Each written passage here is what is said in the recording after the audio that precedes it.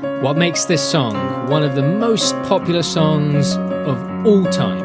It's currently been in the UK Top 100 for over, drumroll, 7 years. Can you believe that? 7 years. I know Brandon Flowers can't believe it. I've heard him talk about it, and he just sort of says it's taken on a life of its own. So what makes it so popular? Well, I'll just digress for 1 second, because at time of recording, Oasis have just announced they're going to be doing a big comeback tour next year. And whether you like Oasis or not, you have to kind of you have to agree that this is going to be a moment in music, a moment in culture. Now, why? What is the really huge thing about that? It's because the Gallagher brothers are coming back together. And with that comes a real sense of excitement in the energy of those two people on stage together. So energy, I think, is the key here. Because we're talking about Mr. Brightside, I think, is really kind of the pinnacle of indie rock pop music, right? It's almost like it can't get any bigger than that moment. And really after that, it sort of starts to be the decline of it as well. So I went to a festival at the beginning of the summer, a Welsh local family fun festival. It was great. And the tribute act on the Saturday night were a Killers tribute band called The Fillers. They're great. If they come to your town, go and check them out. Interestingly, though, everyone was waiting for Mr. Brightside, and it was the last song they played. And rather than coming straight in, they tried to do this sort of intro thing where there was the sort of kick drum, and the singer was doing the "coming out of my cage and I've been doing just fine, gotta be down." And it was weird because the audience didn't really know how to react to it. It was like, we love this song, but it doesn't feel kind of right.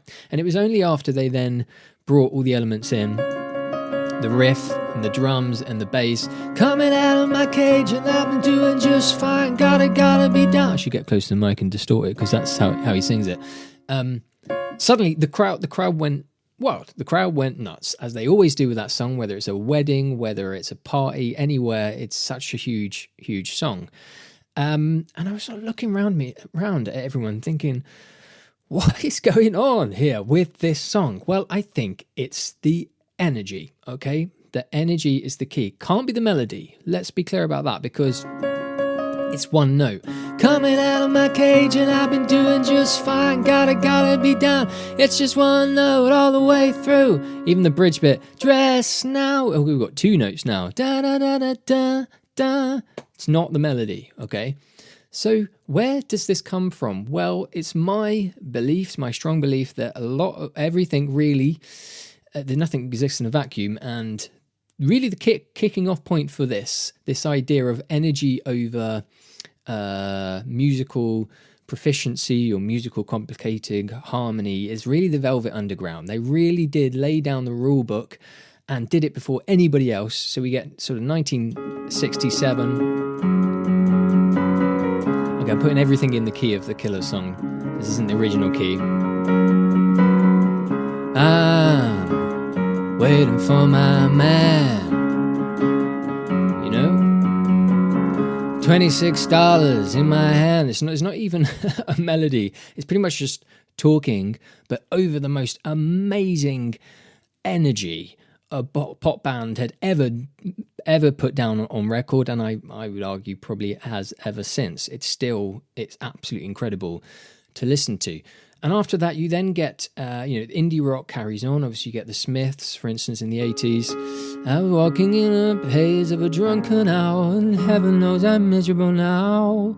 Not really a melody, 3 notes in quite a monotonous way, but great energy, okay? We then get, Oasis, sort of 90s stadium pop rock starts to exist. By the early 2000s, everyone's a bit bored by kind of Britpop, that kind of big, huge moment that happened in the 90s.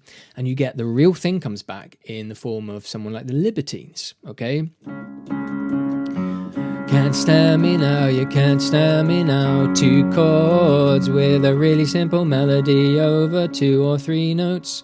And it doesn't matter about the fact it's 2 chords and a simple melody, because these dudes are the real deal. They are the genuine article. They're clearly not putting this on for show. And again, you've got the energy of 2 brilliant songwriters and performers coming together. Then you get a couple of years down the line, the success of that and the kind of great eye of Sauron of the record labels notice, oh, what's happening here? Indie rock is having a comeback. Okay, well, we're going to plow into money, into, you know, the Kooks, into big hits like 2004 Stereophonics, Dakota, right?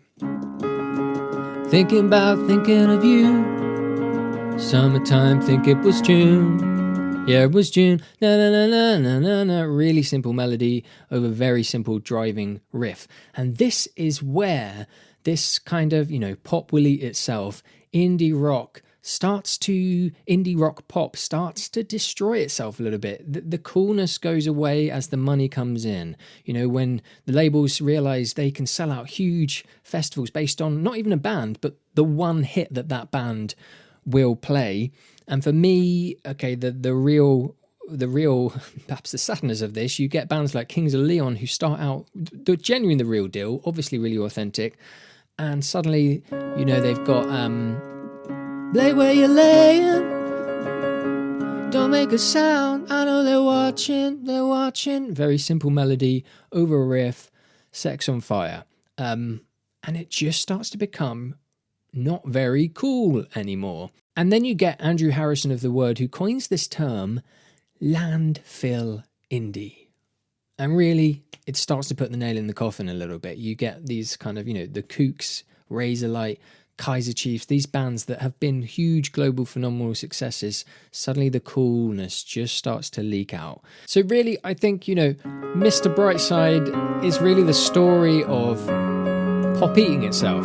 Indie rock becoming landfill indie, becoming not cool. And I'm not saying it's not good music and it's not good song. Clearly, people love it. I'm up there dancing with everyone when it's on. But it's just interesting with that, where that authenticness kind of potentially can disappear as the money comes in. But what do you think? Am I talking up to rubbish? Do you not like the term landfill indie? Have you heard of that? Please message me in the comments. It's so great to kind of have a chat with you guys. See you at the next video. Cheers for watching.